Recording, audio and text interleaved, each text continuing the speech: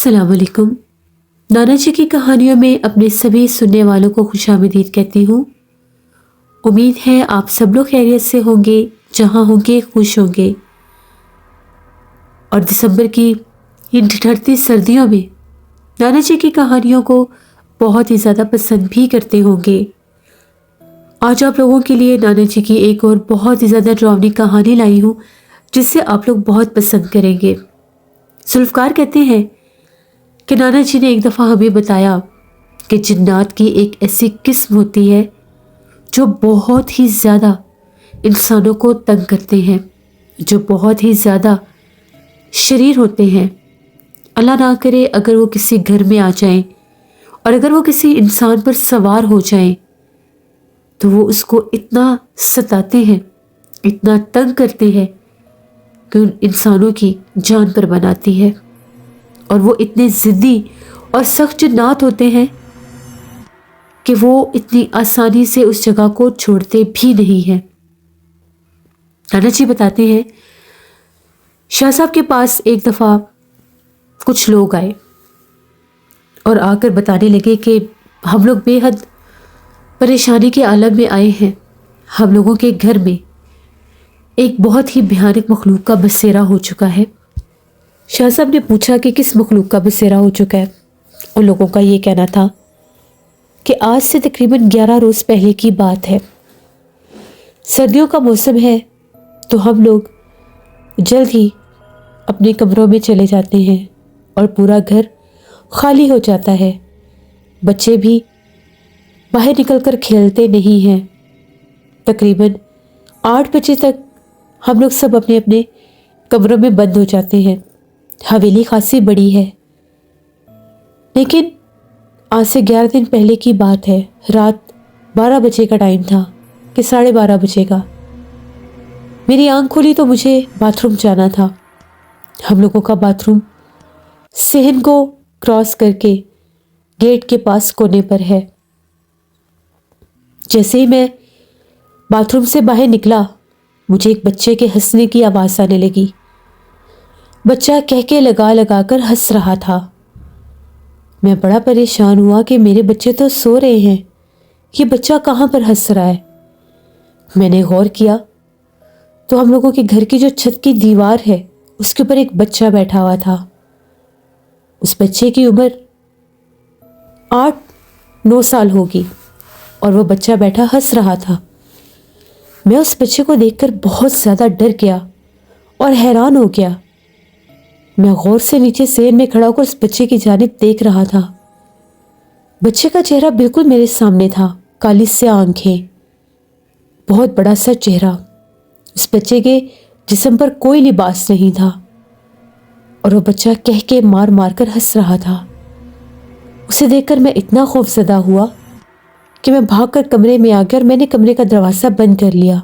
बस उसके बाद उस बच्चे ने कहीं सहन में छलांग लगा दी। उस बच्चे ने हमारे घर में उधम मचा दिया।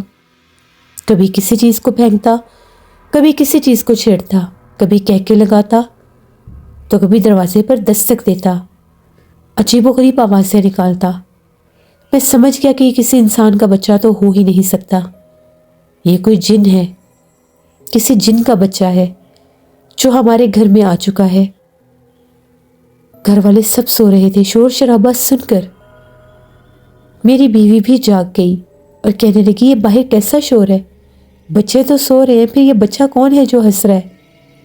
मैंने उसे इशारा करके चुप करने को कहा कि चुप कर जाओ। आधी रात तक ये तमाशा होता रहा। आधी रात के बाद कहीं जाकर सन्नाटा हो गया और उसके हंसने की आवाज़ें दूर फिजा में जाने लगी। वो हमारे घर से आधी रात को भाग गया। सुबह जब हम लोग जागे, बाहर सहन का कोई हाल नहीं था। चारपाइयाँ उल्टी हुई पड़ी थी, जो कुछ भी सामान बाहर था बिखरा पड़ा था। सहन में ऐसे कोई भागता रहा कि मिट्टी की ज़मीन के ऊपर, फर्श के ऊपर लाइनें बनी हुई थी, अजीबोगरीब तरह की लाइनें। हम लोग तो देखकर ही डर गए। मैंने उन लोगों को रात वाला माजरा बताया कि मैंने इस दीवार के ऊपर बच्चे को बैठा देखा जो हंस रहा था। تبھی میری بیوی کہنے لگی کہ یہ تو کوئی اور مخلوق لگتی ہے، ایسے پیروں کے نشان انسان کے بچے کے تو ہو ہی نہیں سکتے، صرف ایک انگلی اور پتلا سا پیر۔ یہ نشان پورے صحن میں کچے فرش پر لگے ہوئے تھے، مٹی کے فرش پر۔ میری والدہ نے کہا کہ یہ چھلاوا جن ہے، یہ بہت ظالم ہوتا ہے، اللہ نہ کرے یہ کسی کے گھر میں آئے، یہ بہت تنگ کرتا ہے، یہ ہمارے گھر میں کہاں سے مصیبت آ گئی۔ آج 11 دن ہو گئے ہیں، ہم کوئی رات سو نہیں سکے۔ ہم لوگوں نے اپنے گھر میں قرآن خوانی بھی کروائی ہے۔ قرآن خوانی کروائی تو 3 دن بہت سکون سے گزرے، چوتھے دن وہ پھر آ گیا، شور مچاتا ہے، جانوروں کی آوازیں نکالتا ہے، گھر میں لگے درختوں کی شاخیں اور پتے توڑ دیتا ہے، آدھی رات کو پورے گھر میں بھاگتا ہے، دروازے کھٹکھٹاتا ہے، ہمیں بچا لے، ہمیں بہت ڈر لگتا ہے۔ ہمارے بچے اگر شام کو باہر کھیلتے ہیں تو ان کو بھی آوازیں دیتا ہے، کوئی پتہ نہیں چلتا، گھر کے کسی حصے سے نمودار ہو جاتا ہے۔ میرا بیٹا علی کہتا ہے کہ سیڑھیوں میں ایک بچہ مجھے بلا رہا تھا، میں جانے لگا تو وہ دیوار پر چڑھ کر بھاگنے لگ گیا۔ ہماری مدد کریں، مجھے ہمارے گاؤں کے ہی کسی شخص نے آپ کے بارے میں بتایا ہے اور میں آپ سے مدد طلب کرنے کے لیے آیا ہوں۔ شاہ صاحب نے کہا کہ اتنے دن آپ لوگوں نے کیوں انتظار کیا؟ آپ لوگوں کو پہلے آنا چاہیے تھا۔ اس کا بسیرا پکے سے پکا ہوتا جا رہا ہے، یہ بہت زیادہ سخت مخلوق ہوتی ہے، اس میں کوئی شک نہیں، یہ بہت ضدی بھی ہوتا ہے، اور جس گھر میں یہ ایک دفعہ چلا جائے وہاں سے اس کو نکالنا بہت مشکل ہوتا ہے۔ یہ بچوں کی طرح ضدی اور بڑوں کی طرح بہت طاقتور ہوتا ہے۔ اس سے مقابلہ تب کیا جاتا ہے اگر یہ ایک جگہ پر رک کے رہے۔ یہ ہوا کے جھونکے کی طرح کبھی یہاں تو کبھی وہاں پر بھاگتا ہے۔ گاؤں کے اور گھروں میں بھی اس کا بسیرا ہوگا۔ تبھی وہ شخص کہنے لگا کہ جی بالکل، ہمارے ہی گاؤں میں ہماری ہی گلی کا ایک اور گھر ہے، وہ لوگ بھی یہی کہتے ہیں کہ ایک بچہ ہمارے گھر میں نظر آتا ہے، رات کو درخت کے ساتھ جھول رہا ہوتا ہے، کہاں سے آتا ہے کوئی پتہ نہیں، آوازیں دیتا ہے۔ ان کی بکری کے اوپر سوار ہو کر اس نے ان کی بکری کی تب جان چھوڑی جب وہ بکری بے ہوش ہو کر گر گئی اور اس کے بعد مر گئی۔ وہ لوگ بہت زیادہ ڈر گئے، اپنے جانور لے کر وہ اپنے کسی رشتہ دار کے گھر چلے گئے ہیں، ان کا گھر خالی ہے۔ ان کے گھر میں 6-7 بکریاں تھیں، بلکہ 8، جن میں سے ایک بکری کو اس نے مار دیا، باقی بکریوں کو لے کر وہ بھاگ گئے ہیں۔ ہمارے گھر میں کوئی پالتو جانور تو نہیں ہے، لیکن مجھے اپنے بچوں کا بہت ڈر ہے، وہ میرے بچوں کو آوازیں دیتا ہے۔ بچے بتاتے ہیں ہمیں دیوار سے ایک بچہ بلاتا ہے، کبھی باتھ روم میں کھڑا ہوتا ہے، کبھی صحن کی دیوار پر بیٹھا ہوتا ہے، وہ بار بار بچوں کو دن کے ٹائم بھی نظر آتا ہے، اور رات کے وقت ہمارے گھر میں بھاگتا دوڑتا ہے، دیواروں کے اوپر چڑھتا ہے، آوازیں دیتا ہے، بلی کی، کتے کی، پرندوں کی آوازیں نکالتا ہے۔ ہمیں بہت ڈر لگ رہا ہے، ہماری مدد کریں۔ شاہ صاحب نے کہا کہ میں ضرور مدد کروں گا، لیکن اس کے لیے مجھے پڑھائی کرنی ہوگی، پڑھائی کے بعد ہی اس کو قابو کیا جا سکتا ہے۔ شاہ صاحب نے ایک تعویذ دیا اور کہا کہ یہ تعویذ لے جا کر اپنے گھر کی جو مین چوکھٹ ہے اس پہ لگا دو، اگر یہ قابو میں آ گیا تو اس تعویذ سے ہی بھاگ جائے گا، ورنہ اس کو قابو کرنے کے لیے باقاعدہ عمل کرنا پڑے گا، اس کے بعد ہی یہ جان چھوڑے گا، ورنہ اگر اس کا بسیرا پکا ہو گیا تو گھر آپ لوگوں کو چھوڑنا پڑے گا، پھر یہ جان نہیں چھوڑتے یا جانی نقصان دے دیتے ہیں۔ وہ آدمی تعویذ لے کر چلا گیا، اگلے دن پھر آ گیا اور آ کر کہنے لگا کل یہاں سے جاتے ساتھ میں نے تعویذ تو لگا دیا تھا، اس کے باوجود رات کو اس نے ہمیں بہت تنگ کیا، آج رات تو وہ چھت کے اوپر اینٹیں پھینکتا رہا، پتہ نہیں اتنی اینٹیں کہاں سے آئیں۔ ہم لوگوں نے دن کی روشنی میں چھت پر جا کر دیکھا تو کوئی اینٹ نہیں تھی، جبکہ رات کو ایسے لگ رہا تھا کہ جیسے چھت کے اوپر اینٹوں کی بارش ہو رہی ہے۔ ہماری مدد کیجیے، وہ ہمارا دشمن بن گیا ہے۔ شاہ صاحب نے کہا کہ لگتا ہے اب مجھے خود ہی جانا پڑے گا، ورنہ یہ قابو میں نہیں آئے گا۔ شاہ صاحب، میں اور ایک دو خادم ہم لوگ اس شخص کے ساتھ روانہ ہو گئے۔ ان کے گاؤں میں پہنچے، ان کے گھر جب گئے تو گھر کی حالت دیکھ کر ایسے لگ رہا تھا کہ جیسے وہاں پر پتہ نہیں کیا ہو چکا ہے۔ درخت کے پتے جگہ جگہ پر بکھرے ہوئے، شاخیں ٹوٹی ہوئی، مٹی فرش سے اکھڑی ہوئی اور عجیب و غریب معاملات۔ ان کے گھر والے بہت سہمے ہوئے تھے اور دن کے وقت بھی گھروں کے کمروں میں چھپے ہوئے تھے۔ شاہ صاحب نے کہا کہ اللہ بہتر کرے گا، ڈرنے کی ضرورت نہیں ہے۔ مغرب کا انتظار کرنے لگے۔ مغرب ہو گئی۔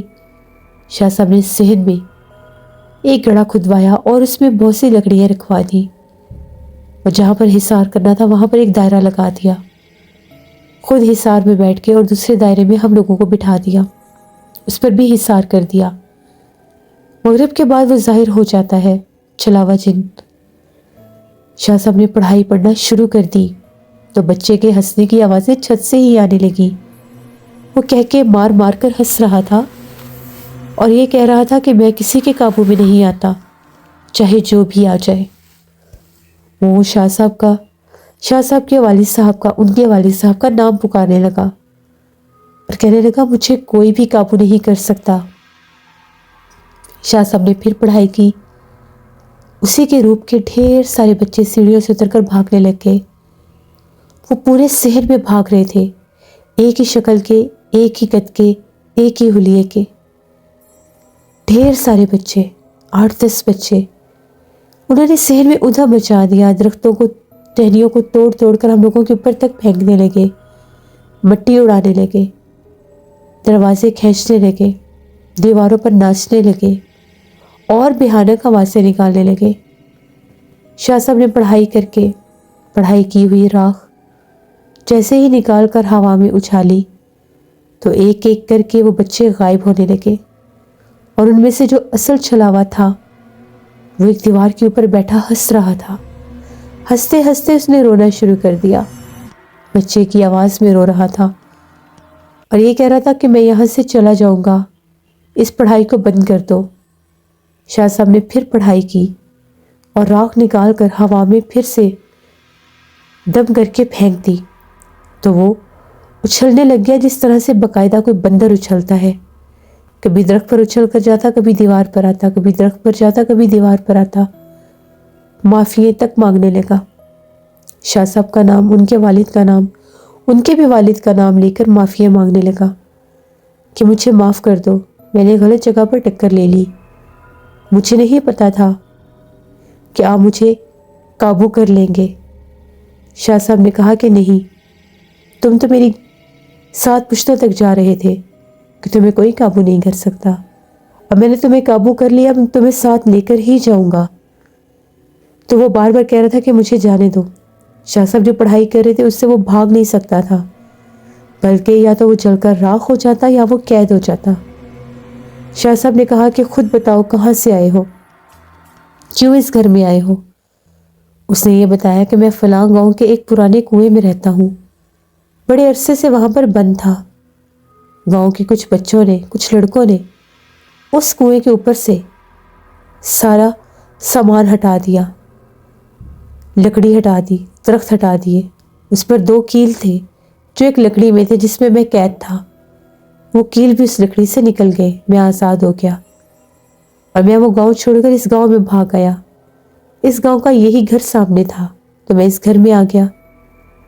یہ گھر مجھے بہت اچھا لگا، یہاں پر بہت سے بچے ہیں جن سے میں کھیلتا ہوں، میرے دوست ہیں، میں ان کو کوئی نقصان نہیں دوں گا، جبکہ یہ جھوٹ بول رہا تھا۔ یہ بچوں کو مار دیتے ہیں، چھلاوا جنات اتنے ظالم اور سخت ہوتے ہیں، کھیلتے کھیلتے بچوں کو دھکا دے کر یا تو ان کی گردن توڑ دیتے ہیں یا جسم کی ہڈیاں۔ شاہ صاحب نے کہا کہ اسی کنویں میں واپس جاؤ گے یا کہاں پر تمہیں قید کروں؟ تو وہ کہنے لگا نہیں، مجھے قید نہ کرنا، میں پہلے ہی 20 سال کے بعد آزاد ہوا ہوں، مجھے دوبارہ قید نہیں ہونا، میں چلا جاؤں گا، میں اسی کنویں میں چلا جاؤں گا، میں کسی کو تنگ نہیں کروں گا۔ شاہ صاحب نے کہا کہ نہیں، مجھے تم پر یقین نہیں ہے، اس گاؤں میں بھی ایک پرانا کنواں ہے، جانتے ہو نا کہاں پر ہے؟ وہ کہنے لگا ہاں جانتا ہوں، قبرستان کی دوسری جانب۔ शाह साहब ने कहा कि इस कुएं में चले जाओ, मैं तुम्हें कैद नहीं करूँगा। तो वो छलावा जिन जो था झूठा और फरेबी था। शाह साहब ने जैसे ही पढ़ाई बंद की तो उसने हमला करने की कोशिश की। उसने दरख्त के एक बड़े तने को तोड़कर फेंकने की कोशिश की, लेकिन शाह साहब ने हिसार किया हुआ था। उठाता उठाता खुद ही गिर गया। शाह साहब ने कहा कि अब नहीं, अब तुम पर यकीन नहीं करना। शाह साहब ने अपनी पढ़ाई से उसको उसी कुएं में बंद किया और बाकायदा रात के वक्त ही जाकर उस कुएं पर 21 कील लगाए। चारों तरफ से कुएं को कील से बंद कर दिया और उसके ऊपर बहुत सी पुरानी लकड़ी और दरख्त रखवा दिए। वो पुराना कुआं कब्रिस्तान के करीब ही था। शाह साहब ने कहा कि अब ये लकड़ियाँ हट भी जाएं तो ये बाहर नहीं आ सकता, क्योंकि कुएं के चारों तरफ मैंने ज़मीन में 21 कील हिसार के लगा दिए हैं। ये हमेशा यहीं कैद रहेगा। जब हम लोग वहाँ से वापस आने लगे, इस कुएं से किसी बच्चे के रोने और चीखने की आवाज़ें साफ सुनाई दे रही थी। उसके बाद हम लोग वापस आ गए। शाह साहब ने उन लोगों को हिफाजत के तावीज़ात दिए, उनके बच्चों के लिए भी और उनके घर में लगाने के लिए भी, और कहा कि 7 दिन परहेज़ करनी है, 7 दिन ख्याल रखना है। मगरिब के बाद कोई बच्चा घर से बाहर ना जाए। आप लोगों ने भी कोशिश करनी है मगरिब के बाद घर से बाहर ना जाए, क्योंकि 7 दिन कोई और जन्नात या इसके कबीले के छलावे जन्नात हमला करने की कोशिश कर सकते हैं। अब दोबारा ये छलावा कभी भी वापस नहीं आएगा। उसके बाद हम लोग वहाँ से रवाना हुए और रात को अपने गांव वापस पहुँच गए। इस तरह से शाह साहब ने उन लोगों को उस छलावे जिन से बचाया, जो बहुत ही सख्त जिन था। वो बच्चे के रूप में रहता है। बहुत कम ये छलावा जिन्नात इंसानों की बस्तियों में या इंसानों में आते हैं, ये वीरानों में ही रहते हैं। ज़्यादातर इनका बसेरा गहरे कुएं में होता है। तभी कहते हैं कि कुएं के पास अकेले कोई पुराना कुआं नहीं जाना चाहिए।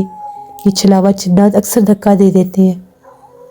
ये शाह साहब की नाना जी की एक कहानी थी जो नाना जी ने हमें सुनाई। बहुत शुक्रिया जुल्फ़कार आपका। जैसे ये थी नाना जी की एक कहानी। उम्मीद करती हूँ आप लोगों को पसंद आई होगी। जो लोग मेरे चैनल को विज़िट कर रहे हैं और अभी तक मेरे चैनल को सब्सक्राइब नहीं किया, मेरे चैनल को ज़रूर सब्सक्राइब करें। यहाँ पर मैं इसी तरह की खौफनाक कहानियाँ लाती रहती हूँ जिन्हें आप लोग बहुत पसंद करेंगे। इंशाल्लाह कल फिर मुलाकात होगी नाना जी की किसी नई खौफनाक कहानी में। जहाँ रहे खुश रहें। Thank you for listening my stories. Stay tune. अल्लाह हाफिज़।